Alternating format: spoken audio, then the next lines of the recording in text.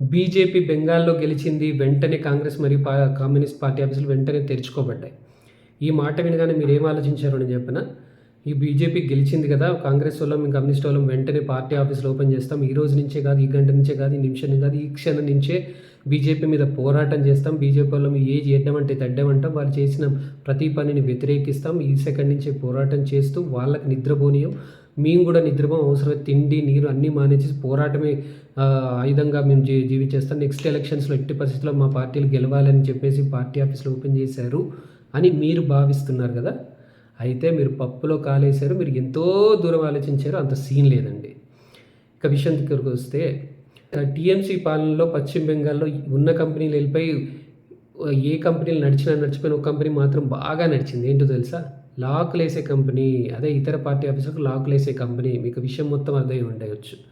ఢిల్లీలో మాత్రం ఒకే కూటమికి సంబంధించిన అదే ఇండి కూటమికి సంబంధించినటువంటి టీఎంసీ, కాంగ్రెస్ మరియు కమ్యూనిస్ట్ పార్టీలు చెట్టా పట్టాలు దోస్త్ మేరా దోస్త్ అనుకుంటూ పాడుకుంటూ తిరుగుతూ ఉంటాయి. పెద్ద పెద్ద మీటింగ్‌లు వెళ్తాయి. కలిసి భోజనాలు చేస్తారు. కలిసి వార్తాపత్రికలకు వాటికి ఛానళ్ళకి ఫోజులు ఇస్తుంటారు. అదే మమతా బెనర్జీకి పశ్చిమ బెంగాల్‌లోకి వచ్చేసరికి మాత్రం ఇతర పార్టీ ఆఫీసులకు మాత్రం తాళాలు ఏపిచ్చేస్తది. ఆ తాళాలు ఏపిచ్చేసినటువంటి పార్టీ ఆఫీస్ చేశారు. పార్టీ కార్యకర్తలు ఏం చేస్తారు? వర్క్ ఫ్రమ్ హోమ్‌గా పనిచేస్తారంట.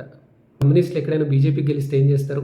నానాగా గగ్గోలం చేస్తూ, అరే పెద్ద పెద్ద వ్యాసాలు, పెద్ద పెద్ద డిబేట్లు, పెద్ద నానా రచ్చ చేస్తూ, ఈ ట్యాంపరింగ్ అని, మోసం గీసం అని తెగ అల్లరి చేస్తారు కదా కమ్యూనిస్టోళ్ళు.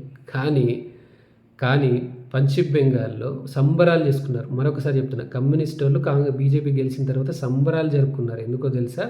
టీఎంసీ పాలనలో కనీసం మాకు ఆఫీసులు లేవే, బీజేపీ వచ్చిన తర్వాత మాకు స్వతంత్రం వచ్చింది, కనీసం మా ఆఫీసులన్నా మేము ఓపెన్ చేసుకుంటాం, తర్వాత పోరాటం అయిన తర్వాత విషయము అని చెప్పేసి సంబరాలు చేసుకున్నారు.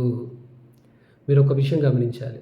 ఎర్ర జెండా వారి ఆఫీస్ మీద ఎగరడానికి కాషాయ జెండానే శ్రీరామ రక్ష అయింది. ఇక కాంగ్రెస్ వాళ్ళు అయితే వాళ్ళు కూడా సంబరాలు చేసుకొని వాళ్ళు మూసినటువంటి పార్టీ ఆఫీసులు వారు కూడా తెలుసుకొని వారు కూడా సంబరాలు చేసుకున్నారు. ఈ పార్టీ ఆఫీసులే కాదు, ఈ టీఎంసీకి సంబంధించినటువంటి వాళ్ళు వాళ్ళ ఆఫీసులుగా చాలా స్కూళ్ళను మరియు కాలేజీలను ఆక్రమించేసుకొని వాటిని వాళ్ళ ఆఫీసులుగా మార్చుకున్నారు. వెంటనే వీరికి బీజేపీ గెలిచిన వెంటనే లోకల్స్ మరియు బీజేపీ కార్యకర్తలందరూ వెళ్ళి వాళ్ళని ఖాళీ చేపించేసి ఆ యాజమాన్యాలకు స్కూల్ అయితే స్కూల్కి, కాలేజ్ అయితే కాలేజీకి ఇప్పించడం కూడా జరిగింది. టీఎంసీ పాలనలో ప్రజాస్వామ్యం అనేది ఐసీయూ మీద ఉంటే బీజేపీ గెలిచిన వెంటనే అదే ప్రజాస్వామ్యానికి ఆక్సిజన్ అందించింది. ఇలాంటి వార్తలు చాలా మీడియా సంస్థలు చెప్పవు కదా, చెప్పడానికి పడవు. ఇంకా మన తెలుగు మీడియా ఛానళ్ళ సంగతి మీకు తెలిసిందే. ఇలాంటి విషయాలు, ఇలాంటి వార్తలు 10 మందికి చేర్చాల్సిన బాధ్యత మీదే.